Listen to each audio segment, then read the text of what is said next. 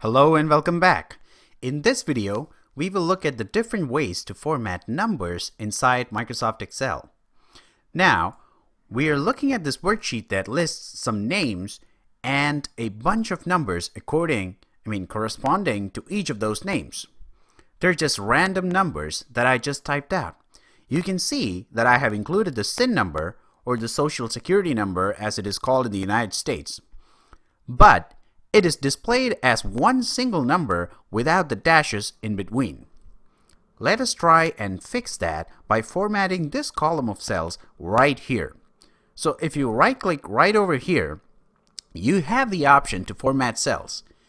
Just choose that option and then you will have opened up the Format Cells window that you're familiar with.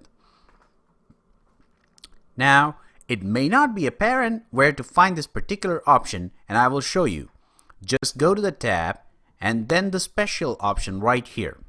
Over here, you can see the Social Security number option right here. So if you select it and click OK, there you have it. You have the dashes where you want them to be. Also, notice something about this. If you just click one of these cells and look at the bar over here, you don't see the dashes. That's because the dashes are part of the formatting and they're not typed in. This actually saves us time because we don't have to type them in. You can do this for the next column that gives us the phone numbers as well. We can just go right over here to the Format Cells window or use the shortcut Control-1. Then go to Special and choose Phone Number. There you have it. It's a good practice to have this done before you input the numbers, by the way. Now, let's go over to the salary column and display them like currency by using the dollar sign right here. We have done this earlier. Let's just do it again.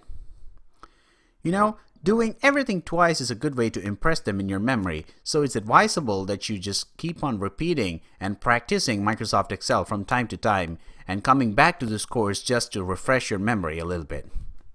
Okay, so now let's just click the dollar sign and then there it is. Now you can see that there are two decimal places beyond the numbers.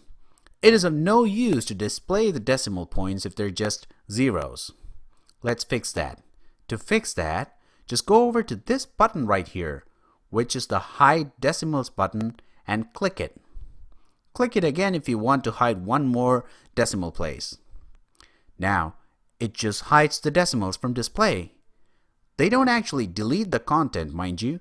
The decimals are still there. You can also choose to hide the dollar sign from currency by simply pressing the comma sign right here. All this, it's just a display preference and does not in any way change the type of content that you're dealing with. You can go back and forth between the dollar and the comma to see what I mean. The content will always be there unless you delete it manually. Now you can see over on this column that some of these numbers are wrapped in parentheses.